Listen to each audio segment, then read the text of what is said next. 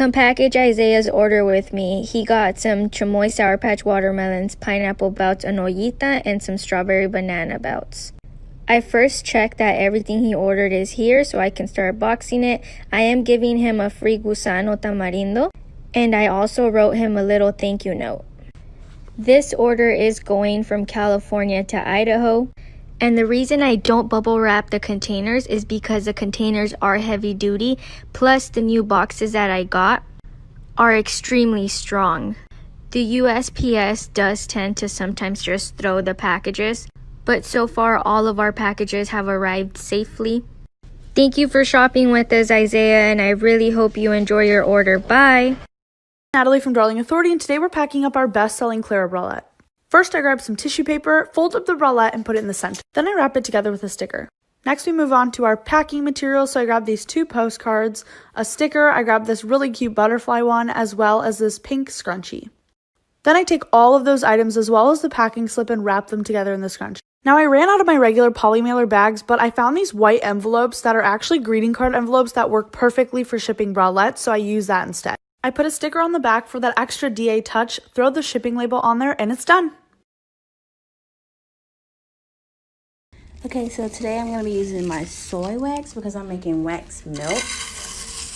Yesterday I used this, but it's too soft for wax melt, so we'll see how it goes.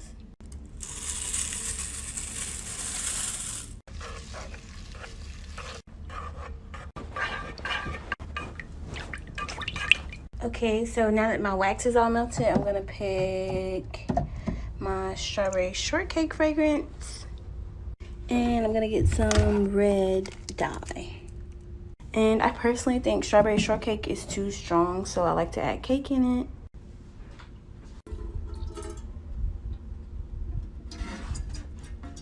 You add the red dye, add the fragrance oil.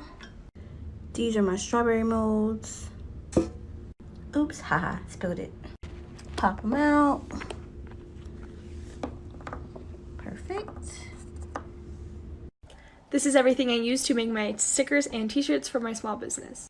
My t-shirts are called Comfort Colors Heavyweight RS, and they are from jiffyshirts.com. You can get them other places, but that's where I get mine. I use Cricut products. Mine's called Cricut Explore Air 2. You will need Cricut mats to go along with that so that you can use it. I use Scissor Stretch HTV for my t-shirts. These are 2 Cricut tools that you will absolutely need if you are making stickers or t-shirts to peel off the excess or the stickers.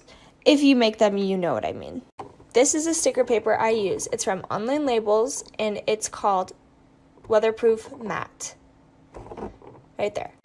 The printer I use is called the HP 6978, I believe. But honestly, you get what you pay for, so just any printer will do as long as it's pretty nice. I also use the Cricut Easy Press 2 9x9. To design, I use Procreate and Adobe Illustrator.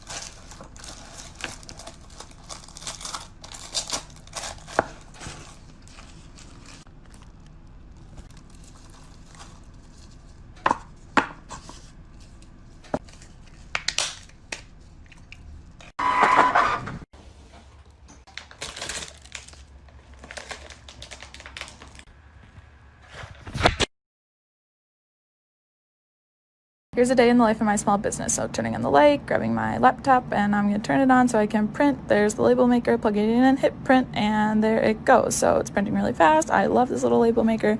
Makes my life easy. And now I'm sewing. My weird face, ignore it, but it's fine. So now my suede little label drawer won't open. There. Now it won't focus, but there's my little labels. I love them. Small business, yay. Now there's more of my label cut. And now we go to rolling, and we get to roll the blanket, and we have 1, 2, 3, 4, 5, 6 pyramid. Now I'm going to wrap them in my tissue paper. It's my custom tissue maker because small businesses, you have to do it a lot. So then we go and ready, set, bow. And now there's me and done. Bought this because I saw it on TikTok. Pop it open, take the map out, roll it open, use the rubber bands to give it its form. There it is, the whole map of the United States. Here's some stickers, a magnifying glass, and a duster, and the scratcher. We're going to go ahead and do Florida because that was my first sale. Beautiful. Hey guys, today I'm going to be making some jewelry for Mads Lewis. She's a TikToker and Instagrammer. Told me to surprise her, but she also told me that she liked butterflies and flowers. So I decided to make her the flirt necklace in pink and blue. I also decided to make her the silver Wonderlust choker, the angel lover necklace, and the lock and go necklace. And finally I made her the forever necklace. This is what all the jewelry looked like after I was done making them. Then I packaged the jewelry using some of our display cards. This was the final product of all the jewelry packaged up. I added in some tissue paper into a shipping box and added the jewelry into the box. Then I added in a jewelry care card and a handwritten note. One of the most important things I ever learned from any of my art internships was if you sell products, to have really great packaging. I sell handmade earrings, and each of them comes with a handwritten note, matching packaging, and it's just an experience. I know everyone likes to include handwritten notes in their orders, but my Cricut does it for me. I come up with the design in Design Space. I change the material to paper. I load up the Cricut marker and close her up and hit go and allow the Cricut to do it for me. And while it's doing that, I am packing up the box. And once it's done, I have a neatly handwritten note.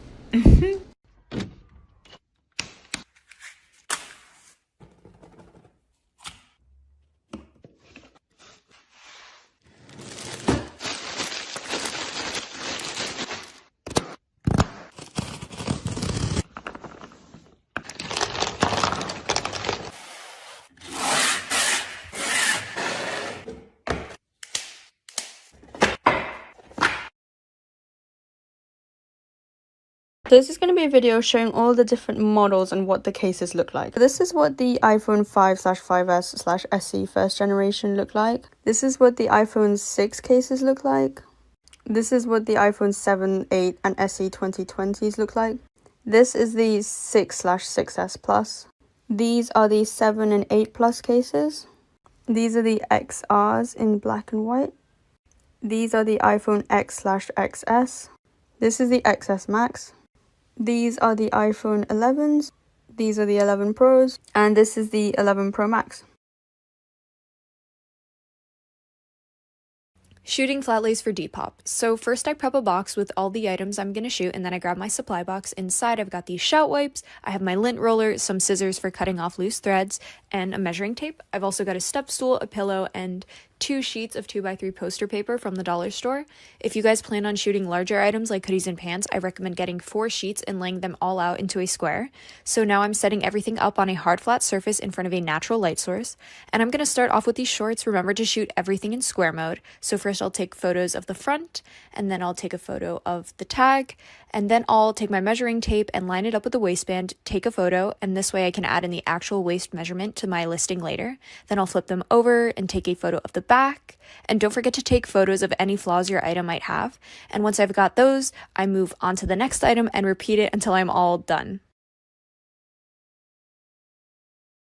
Hey guys, I wanted to show you the wet on wet printing process I've been using recently. It's really been a lifesaver because it cuts so much time off my printing process, and it's just much more efficient to print this way.